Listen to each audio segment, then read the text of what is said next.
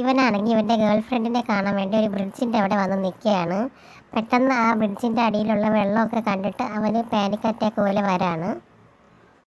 അവന് കുട്ടിക്കാലത്ത് നടന്ന ട്രോമയൊക്കെ ഇങ്ങനെ ഓർമ്മ വരാണ്. അവൻ വെള്ളത്തിൽ വീണ ആളെ രക്ഷിക്കാൻ വേണ്ടിയിട്ട് ഹെൽപ്പിന് വേണ്ടി കരയുന്നതിൻ്റെയൊക്കെ ട്രോമാസ് അവനിങ്ങനെ ഓർമ്മ വരുന്നുണ്ട്. ആ ബ്രിഡ്ജിൻ്റെ ഓപ്പോസിറ്റിൽ അവൻ്റെ കുട്ടിക്കാലത്ത് ഉള്ള ആ പയ്യൻ ഇവനെ ഹെൽപ്പിന് വേണ്ടി കിടന്ന് വിളിക്കുന്നതിൻ്റെ ഒരു ഇമാജിനേഷൻ അവന് വരാണ്. അവൻ ഉടനെ തന്നെ തിരിഞ്ഞ് നിൽക്കുന്നുണ്ട്. എന്നിട്ട് അവന് ഒട്ടും ബ്രീത്ത് എടുക്കാൻ പറ്റാതെ ഒരു സിറ്റുവേഷൻ വരാണ്. ആ സമയത്ത് അവൻ്റെ ഗേൾ ഫ്രണ്ട് അവിടെ വന്ന് അവനെ വിളിക്കുന്നുണ്ട്. അപ്പോൾ അവന് പാനിക് അറ്റാക്ക് വന്നത് അവളെ കാണിക്കാതെ ഹൈഡ് ചെയ്ത് വെക്കുകയാണ്. അവൻ്റെ ഗേൾ ഫ്രണ്ട് ചോദിക്കുമ്പോൾ അവൻ ഓരോ കാരണം പറഞ്ഞ് ഒഴിയാനൊക്കെ നോക്കുന്നുണ്ടെങ്കിലും ഒരു സിറ്റുവേഷൻ എത്തുമ്പോഴത്തേക്കും അവന് പെട്ടെന്ന് പാനിക് അറ്റാക്ക് സിവിയർ ആവുകയാണ്.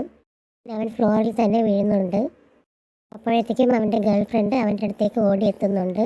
എന്നിട്ട് അവനെ സമാധാനിപ്പിക്കാനൊക്കെ ശ്രമിക്കുകയാണ്.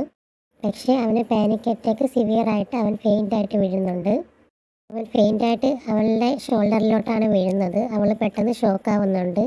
അവൾ അവൻ്റെ പേരിങ്ങനെ ഷൗട്ട് ചെയ്ത് വിളിക്കുന്നുണ്ട്. അവിടെയുള്ള ആൾക്കാരൊക്കെ ചുറ്റും കൂടി ഇവരെ തന്നെ ഇങ്ങനെ നോക്കുന്നുണ്ട്.